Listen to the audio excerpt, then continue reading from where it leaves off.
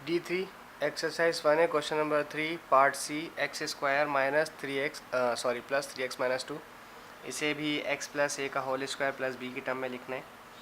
सबसे पहले तो आप ब्रैकेट बना लीजिए, a square plus 2a b plus b का होल स्क्वायर, यहाँ प्लस है तो प्लस ही लिया हमने, बी का होल स्क्वायर। बाकी अभी हमने कोई सिलेक्शन नहीं करी।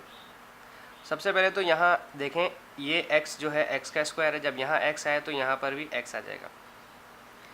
अब 2 को किस नंबर के साथ मल्टीप्लाई करवाया जाए कि वो 3 आ जाए? भाई 2 को तो किसी नंबर के भी साथ मल्टीप्लाई करें तो 3 कभी नहीं आ सकता। हाँ, लेकिन अगर 2 को किसी फ्रैक्शन के साथ मल्टीप्लाई करें तो डेफिनेटली 3 आ सकता है, और वो फ्रैक्शन है 3/2 का। कैसे? भाई देखें, जब ये 2 इस 3/2 से मल्टीप्लाई होगा तो 2 3 6 और 6/2 3x हो जाएगा वापस हमारे पास, सही है ना? या तो इस 2 को 2 से काट दें, खाली 3x बच जाएगा। तो अब जो कंडीशन मैंने ली है, अब जो b लिया है यहाँ पर वो 3/2 लिया है, जो ऊपर नहीं था, तो यहाँ पर भी 3/2 जब ऐड में लिया है तो इसको सब्ट्रैक्ट में भी लेना पड़ेगा, 3/2 और स्क्वायर में ही लेना पड़ेगा, इसे स्क्वायर में लेना पड़ेगा, और -2 हमारे साथ साथ चलेगा।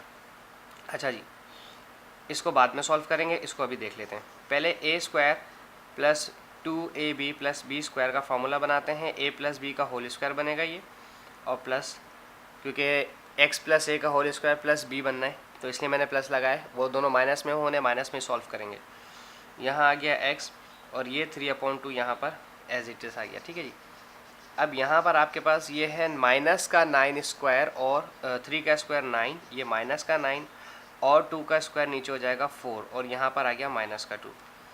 ये क्योंकि x प्लस ए का होल स्क्वायर प्लस b होता है, इसलिए प्लस बाहर रखा है। ठीक है जी।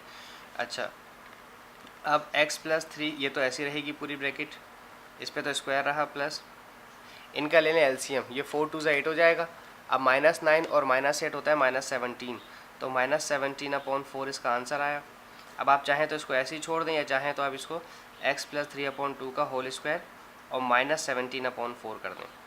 देखें, आप इस वाली दोनों माइनस की टर्म्स को सेपरेट करना बहुत ज़रूरी है।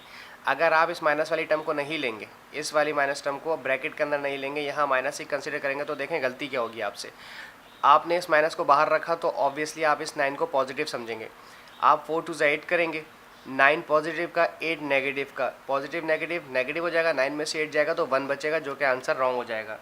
ये नेगेटिव का 9/4 आया है, तो नेगेटिव का ही 9/4 लेना है, क्योंकि पॉजिटिव का तो 9/2 आप ले चुके हैं।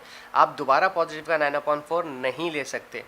आपने वैल्यू एक दफ़ा पॉजिटिव लेके ब्रैकेट क्लोज कर दिया, अब आपको नेगेटिव का ही लेना है। याद रखिएगा, ये स्टेप बहुत इंपॉर्टेंट है।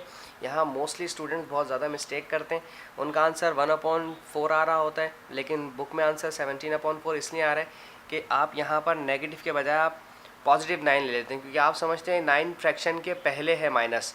ये जो माइनस है आप समझते हैं फ्रैक्शन से पहले है, जबकि ये -9 का अपना खुद का है, फ्रैक्शन के अंदर का है माइनस।